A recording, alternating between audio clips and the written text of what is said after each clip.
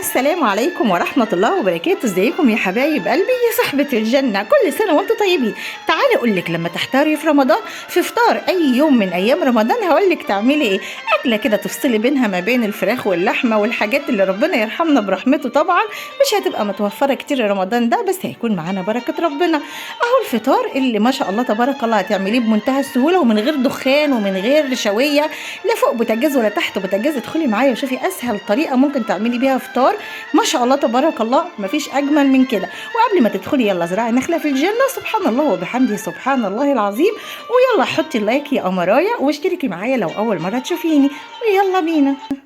يلا نسمي الله ونصلي على الرسول عليه افضل الصلاه والسلام. ايه يا هنا السمك القمر ده سمك صغنطوط زي ما انتم شايفين، لكن كان زي السكر يا بنات. قمر القمر، بركه ربنا معاكي في كل حاجه بتعمليها. هنبدا الفيديو بتاعنا بالتتبيله المنقذه. ايه هي التتبيله المنقذه يا هنا؟ فلفل اخضر وفلفل احمر وثوم كزبره وكمون وملح، مش اكتر من كده.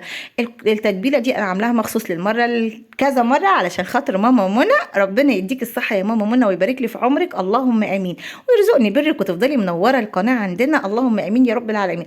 ماما منى مامتي ومامه كل اخواتي موجودين هنا كلهم عارفينها وكلنا بنحبها وبندعي لها ربنا يديمها نعمه على قلبنا، اللهم امين. التتبيله المنقذه دي بقى ما شاء الله تبارك الله، اللي اول مره يشوفني التتبيله دي بقول لكم المنقذه علشان هي فعلا منقذه. هتقلي بتنجان هتحطي منها، هتعملي سمك هتحطي منها، هتعملي فول بالطماطم حطي حته، مش هتلاقي الاكله راحت في حته تانية. اي اكله عندك بتعمليها ضيفي لها معلقه من التتبيله دي، هتودي اكلتك في حته تانية خالص وهتخلي طعمها جميل وقمر القمر ما شاء الله تبارك الله. بنعملها زي ما انتم شايفين، بعمل الكميه ديت وبحطها في علبه زي ما هتشوفوا معايا. اعمليها في الكبه، اعمليها في الخلاط. عندك مثلا حطي بس ولو طماطميه كمان عشان الخلاط ممكن مش هيلف معاه الحاجات دي، حطي معاها طماطميه واحده بس عشان ايه؟ الميه بتاعتها تخلي الحاجه تلف في الخلاط. يعني اي حاجه معاكي شغاله وماشيه جدا جدا جدا.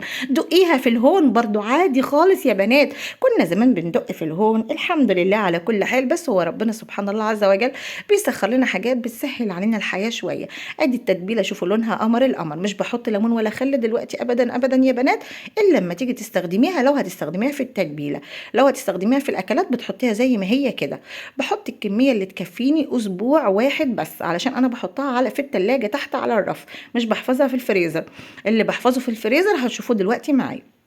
بعمل كميه زي ما انتم شايفين وبحطها في علبه وبغطيها بغطا علشان ما فيش اي ريحه منها تدخل في التلاجة. وما شاء الله بتفضل معاكي اسبوع واكتر كمان، تستخدميها وقت ما انت عايزه. لو عملتي ملوخيه ناشفه يا بنات وحطيتوا حته منها، ما شاء الله الملوخيه هتبقى قمر القمر وهتروح برده في حته تانية. علبتنا جميله ومحكمه اهيت وهنحطها في التلاجة. ايه كمان يا هنا معانا؟ هتشوفوا يا حبايب هنا، ربنا يديمكم نعمه على قلبي، اللهم امين. يلا نصلي على الرسول عليه افضل الصلاه والسلام. والنخله اللي دايما ملازمانا طول ما احنا موجودين في الفيديو، ازرعي نخله سبحان الله وبحمده سبحان الله العظيم. وادي الذكر اهو بقى قدامنا كمان، يعني النخله بتذكرنا والذكر قدام عينينا. نصلي على الرسول ونزرع نخله وربنا يكرمنا في دنيتنا واخرتنا، اللهم امين. ايه ده؟ اهو ده اللي بنحطه في الفريزر، الثوم يا حبايب هنا. كل سنه وانتم طيبين. الثوم الجديد طلع وانا لسه عندي ثوم من السنه اللي فاتت، اللهم لك الحمد. طب اعمل ايه؟ بدات ان انا افصصه كله وابتدي اضربه برده في الكبه واحطه باكياس في الفريزر زي ما انتم شايفين كده. خساره ان انا اسيبه هيفضى وهيترمي، طبعا لا ما ينفعش كده. لازم تكوني ست بيت شاطره وست بيت قروبه ومدبره، قروبه اكتر من هنا وشطوره اكتر من هنا. السمك ده يا هنا ده سمك الشويه يا حبايب هنا، اصغير كده لكن طعمه بيبقى حاجه كده وهم الوهم. اللي بياكله هو اللي هيبقى عارف هو ايه طعمه، ايه طعمه قمر القمر. جبناه نضفناه كويس جدا وقصقصناه كده من البطن بتاعته. طبعا لازم تسيبي القشر عليه من بره، لانك لو شلتي القشره هيتحرق منك، لازم القشره بتحميه. هتبتدي بقى ما شاء الله تبارك الله زي ما انتم شايفين هتتبليه وتحطيه في الرده. يعني دلوقتي بحط له بس ملح من جوه في بطنه وملح من بره بس، وابتدي احطه في الرده. هي الرده دي هي النخاله، الطبقه الخارجيه بتاعه القمح، لو حد بره مصر ومش عارفها. بتبتدي تشويه وتحطيه في ايه؟ الصينيه دي بتكون سخنه جدا. قبل ما بحطها بسخن الفرن يا بنات وبحط الصينيه، اللهم صل على سيدنا محمد. بحط الصينيه في الفرن من تحت تسخن الاول. انت بتشغلي ايه يا هنا؟ الفرن فوق وتحت وكده؟ لا انا بشغل الشوايه بس يا حبايب هنا، الشوايه من فوق. خلينا نرجع تاني بنشويه ازاي. بعد ما اقول لكم على التتبيله اللي تروح مننا اللقطه، هنجيب حبه من الميه، هنحط شويه من الملح وشويه من الخل، ونعصر ليمون بقى ايه، خل وليمون وملح، والميه هتبقى ايه، قمر القمر. وهنحط كمان معلقه كده او معلقتين من التتبيله المنقذه بتاعتنا، هتخلي المحلول ده ايه ده يا هنا، ده المحلول اللي احنا هنطلع السمك نحطه فيه، وهيديله طعم جنان جنان جنان. يبقى احنا السمك ما عملناش فيه الا ان احنا تبلناه بالملح من جوه ومن بره كده، وسخنا الصينيه كويس جدا وحطينا فيها السمك بعد ما عملناه بالرده او النخاله في بعض البلاد. وهنحطه بقى فين، هنحط الرف السلك تحت الشوايه مباشره، هتشوفوا معايا دلوقتي. هنحطه تحت الشوايه بالظبط، ونشغل الشوايه، مش بشغل الفرن من تحت ابدا ابدا، هي الشوايه بس من فوق. وابتدي احرص السمك في الصينيه زي ما انتم شايفين، وادخله على الفرن على طول. اللهم لك الحمد. وبعد كده هتشوفوا هيطلع معايا عامل ايه، ما شاء الله قمر القمر. ايه الحله اللي هناك دي، ما انتوا هتعرفوا الحله دي بتاعت ايه. شوفوا اهو، اخد وش اهو، ولا نار طلعت عاليه ولا دخان يا بنات ولا اي حاجه خالص، ما بياخدش منك وقت ابدا ابدا، وفي نفس الوقت مش بيدخن ولا اي حاجه. هتبتدي تقلبيه على الناحيه التانيه زي ما انت شايفه كده بالظبط، نبتدي نقلبه وندخله ياخد ايه، وش تاني، يبقى كده اتشوى من فوق ومن تحت، وبكده ما شاء الله بيبقى قمر القمر. يلا بينا، يلا يلا، على فين يا هنا، ما انتوا عارفين كل فيديو بنروح فين. اللهم اتنا في الدنيا حسنه وفي الاخره حسنه وقنا عذاب النار. رب اشرح لي صدري ويسر لي امري واحلل عقدة من لساني يفقهوا قولي. استغفر الله الذي لا اله الا هو الحي القيوم واتوب اليك. الله الله ربي لا اشرك به شيئا. اللهم يا حي يا قيوم برحمتك استغيث، اصلح لي شأني كله ولا تكلني الى نفسي طرفة عين. اللهم لا تحرمني خير ما عندك بسوء ما عندي. اللهم إني أسألك من فضلك ورحمتك فإنه لا يملكها إلا أنت. اللهم أنت الغني أنت القوي، اللهم إنك عفو كريم تحب العفو، اعفو عنا يا رب. اللهم بلغنا رمضان وأنت راض عنا يا رب العباد، وارزقنا العفو من النيران، وارزقنا كده الأجر يا رب والطاعات، وعنا على طاعتك يا رب، اللهم آمين. السمك ما شاء الله زي ما انتم شايفين لونه قمر القمر، بنطلعه وهو سخن كده، ننزله في التتبيله زي ما انتم شايفين، وبحطه بقى في حله، في صينيه ليها غطا، عندك اي حاجه ماشيه نفسك، المهم حاجه هتقفلي عليه علشان ما شاء الله تبارك الله هو سخن كده، البخار بتاعه هيشرب من التتبيله، والسمكه لو حتى انت شايفاها ناشفه كده من الشويه هتطرى كده وتبقى قمر القمر. اللهم لك الحمد حمدا كثيرا طيبا مباركا فيه. خلي عندك بركه، خلي عندك رضا. السمك الكبير هيتاكل والصغير هيتاكل، بس بركه ربنا تكون معاكي. اهو زي ما انتم شايفين انا حطيته في الحله وهغطيه لحد ما الدور التاني يطلع، فضل ونعمه من عند ربنا يا بنات. اهو هنكمل الدور التاني والدور التالت، انا عملتهم على 3 مرات الحمد لله، اللهم لك الحمد.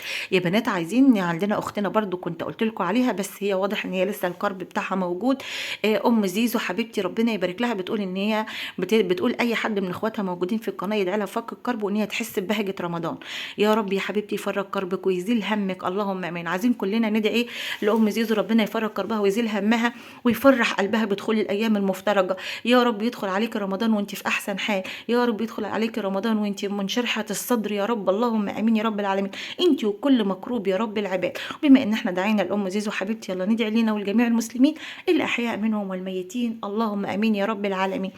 اللهم بارك لي في عمر امي، اللهم بارك لي في عمر امي وجميع امهات المسلمين، وارحم ابويا واغفر له وجميع اموات المسلمين. اللهم اشف مرضانا ومرضى المسلمين، وارحم موتانا وموتى المسلمين، اللهم امين يا رب العالمين.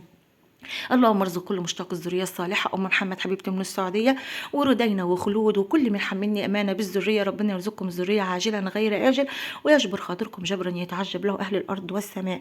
اللهم فك كرب كل مكروب وسد دين كل مديون يا رب العباد. يا رب انها ايام مفترجه يا رب، انت اعلم بحال عبيدك منا، يا رب فرجها على كل مكروب يا رب، يا رب بارك لكل واحد في رزقه ورزقه البركه فيه، اللهم امين يا رب العالمين. خلي عندنا رضا يا بنات، الايام الدنيا غاليه، بس والله العظيم لو استشعرتي بركه ربنا هتلاقي بركه ربنا ملازماكي. اللي موجوده معايا لحد دلوقتي ولسه جديده معانا وبتقولي البركه اجيبها منين، يا حبيبه قلبي يلا نورتيني في القناه، البركه بنجيبها من صلاتنا الصباحيه ومن دعائنا التحصيني ومن حسن الظن في الله واليقين في الله، من الالتزام بالصلاه في وقتها. اهم حاجه تخلي الصلاه الاذان ياذن تقومي تصلي، فسبحان الله ربنا يديك البركه ما بين الاذان والاذان، ويديك البركه في اليوم، ويديك البركه في العمر، يديك البركه في الاولاد وفي الصحه وفي المال وفي كل حاجه. البركه بتيجي من حسن الظن في الله واليقين في الله بان النهارده هيكون يوم جميل. قومي الصبح كده قولي يا رب الحمد لله انك رزقتني يوم جديد، احمدك يا رب فيه واشكرك فيه واستغفرك فيه، ويكون عندك حسن ظن ويقين في الله ان النهارده هيكون يوم جميل. وزي ما متعودين النهارده وبكره وبعده وكل ايامي وايامكم جميله ببركه رضا ربنا علينا. وبرده زي ما احنا متعودين شعارنا في القناه طول ما اذكارك ملازماكي طول ما بركه ربنا معاكي. يا بنات انا سمعت حاجه غريبه، شيخ كان بيتكلم، يعني مش حاجة غريبة بس وانا سمعتها لأول مرة فانا عايزة اشارككم الرأي فيها. سمعت بيقول ان الاستغفار بتاعنا محتاج استغفار. يعني ايه استغفارنا محتاج استغفار؟ وقفتني الكلمة دي قوي. فبيقول تخيلوا كده لو انت مثلا، احنا بنستغفر من ربنا من كل ذنب احنا عملناه، بقولك لو في امور الدنيويه وحبيتي تعتذري لحد وتقول له انا اسف انا اسف انا اسف انا اسف انا اسف، هيقبل اسفك؟ لا، هتحسي ان انت كده لا مش الطريقه غلط في الاستغفار. طب ايه يا هنا؟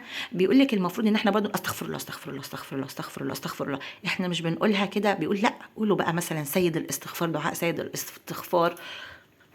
تخيلوا كده معايا بدل ما نقول استغفر الله استغفر الله استغفر الله زي ما احنا مثلا بنسبح، او حتى نقول استغفر الله استغفر الله، تخيلوا لو قلنا بقى اللهم انت ربي لا اله الا انت خلقتني وانا عبدك وانا على عهدك ووعدك ما استطعت، أعوذ بك من شر ما صنعت وأبوء لك بنعمتك علي وأبوء بذنبي فاغفر لي فإنه لا يغفر الذنوب إلا أنت. تخيلوا كده الواحد لما يقولها كده بسكينة ويقولها وهو مستشعر فضلها هيكون ازاي. انا عايزه نشارك بعض في الاراء، يعني انا حاسه، يعني انا سمعت الفيديو ده فحابه ان انا اتشارك معاكم فيه.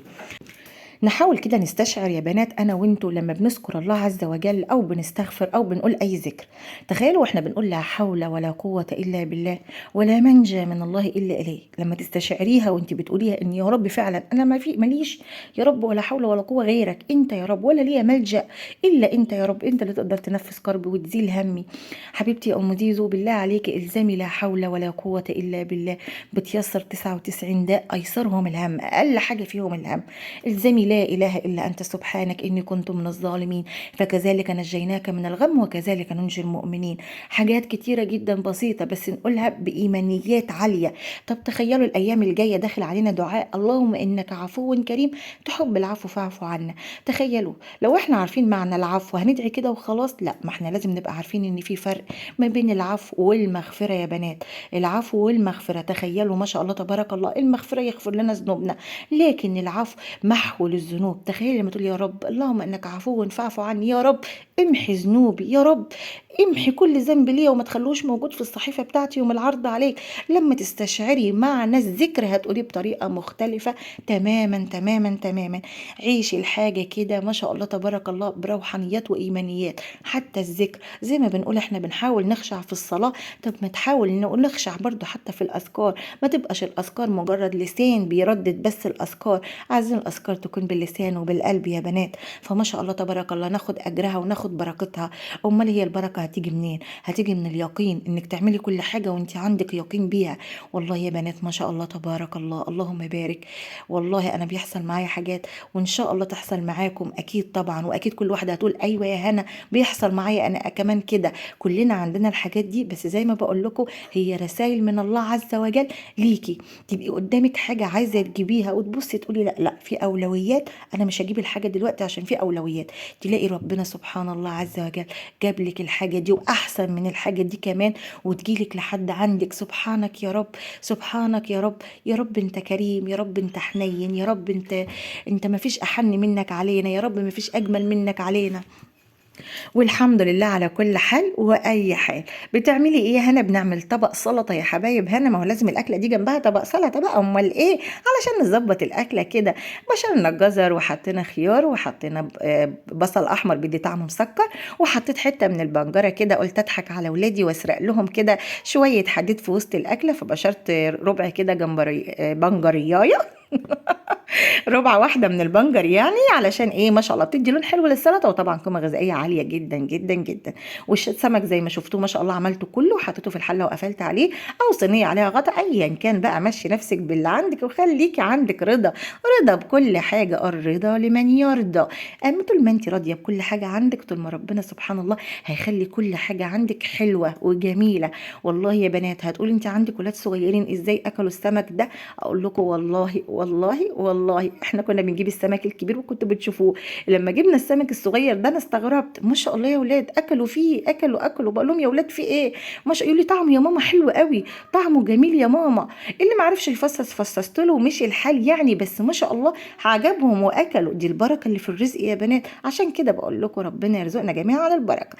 يبقى يوم ما تحتري في فطار وخلاص بقى ما فيش لحمه ولا فراخ ولا عارفين نعمل ايه، نجيب كام سمكيه كده، شويه سمك على حسب بقى ميزانيه بيتك وعلى حسب دنيتك وبيتك، واعملي اكله سمك وفضل ونعمة من عند ربنا يا بنات. وادي كان الفطار بتاع رمضان او غدانا دلوقتي. كل سنة وانتم طيبين. ادي السمك ما شاء الله شارب من الليمون والخل والتتبيلة القمر، والسلطة القمرين، وفضل ونعمة من عند ربنا. عايزين تاكلوا بعيش كلوا، عايزين تعملوا رز واعملوا، اي حاجة تناسبك اعمليها. اللهم لك الحمد حتى ترضى يا رب العباد.